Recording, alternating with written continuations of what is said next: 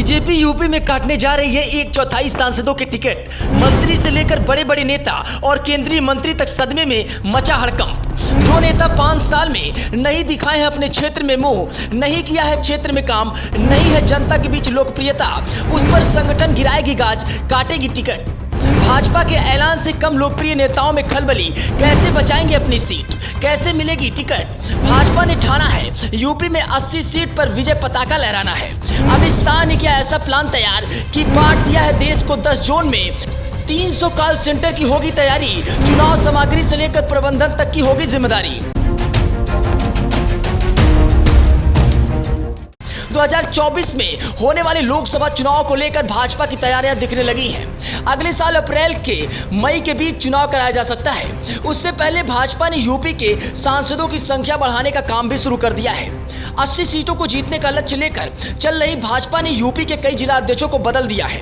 भाजपा लोकसभा चुनाव के लिए राज्य में अपने लगभग 1/4 सांसदों को भी हटाने पर विचार कर रही है। भाजपा के सूत्रों की अगर माने तो हटाए गए सांसदों में कुछ केंद्रीय मंत्री भी शामिल हो सकते हैं।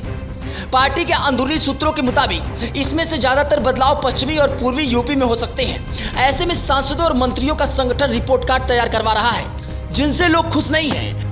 इसमें मंत्री तक की सीट खतरे में नजर आ रही है। पार्टी सूत्रों की अगर माने तो केंद्र सरकार में यूपी के एक मंत्री सांसदों से संगठन के बड़े नेता नाराज चल रहे हैं। इसके अलावा उनकी जनता की तरफ से कई शिकायत संगठन के पास पहुंची है। अगर चुनाव तक उनका रवैया नहीं बदला तो टिकट कटना तय माना जा रहा है।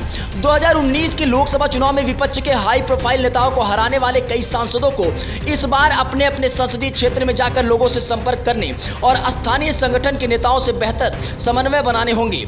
इससे पार्टी का संदेश बिल्कुल साफ है कि अगर उनके रिपोर्ट कार्ड में सुधार नहीं हुआ तो पार्टी उनका टिकट काटने में कतई संकोच नहीं करेगी। सांसदों के अलावा मंत्री के टिकट पर भी तलवार लटक रही है। पार्टी सूत्रों की माने तो चुनाव जीतने के बाद कुछ ऐसे नेताओं को भी इस बार टिकट दिया जा सकता है जो प्रदेश में विधायक और कुछ योगी सरकार में मंत्री या फिर पहले मंत्री रह चुके हैं। यूपी की कई सीटों पर पार्टी अपने वर्तमान सांसदों का टिकट काटकर इन्हें चुनाव मैदान पर उतार सकती है।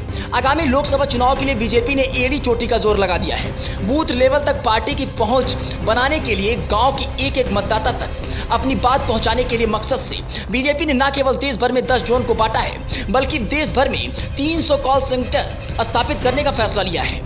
पार्टी ने इसकी प्रक्रिया शुरू कर दी है। इन कॉल सेंटर के जरिए चुनाव प्रचार सामग्री के वितरण के अलावा चुनाव प्रचार का प्रबंधन भी किया जाएगा।